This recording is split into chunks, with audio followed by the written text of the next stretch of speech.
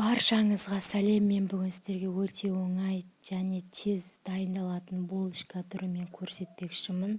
Ол үшін менің видеомның соңына дейін көрулеріңізді сұраймын. Ал егер де менің каналым ұнап жатса, маған тіркеліп лайк басуды ұмытпаңыздар. Бізге керек 50 грамм сұйық май, 100 грамм қант және де жылы сүт 50 грамм.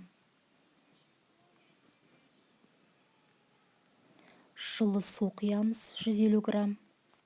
Кішкентай қасықтың ұшымен тұз және шай қасық дрожж салып араластырамыз.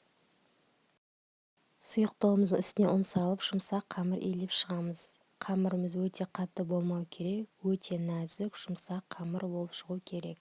Сонда ғана біздің булочкамыз өте әдемі, керемет болып шығады.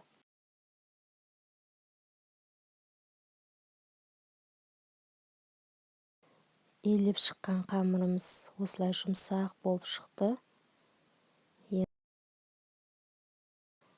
Илеп болған қамырымызды 30 минутқа осылай тындырып қоямыз. Сонда қамырымыз көтеріледі. 30 минут өткеннен соң біздің қамырымыз көтерілді. Біз енді одан булочка жасаймыз.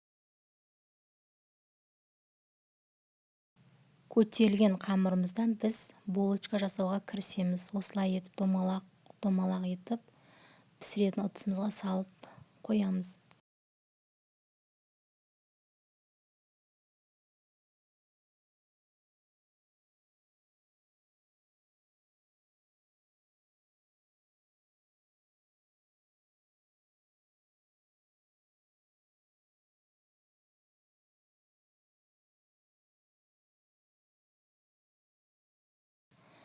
Видеодағыдай домалақтап қамырымызды осылай қойып шығамыз.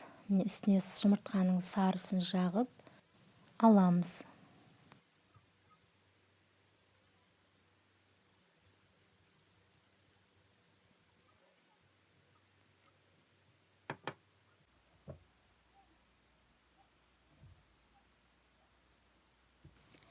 Қамырымыз дайын болды. Енді оның үстіне макты сеуіп шығамыз. Қамырымызды тындыруға қоямыз көтерілгенше. Көтерілген соң 180-200 градуста пісіріп шығарамыз. Міне біздің булочкамыз өте керемет шықты. Ас болсын.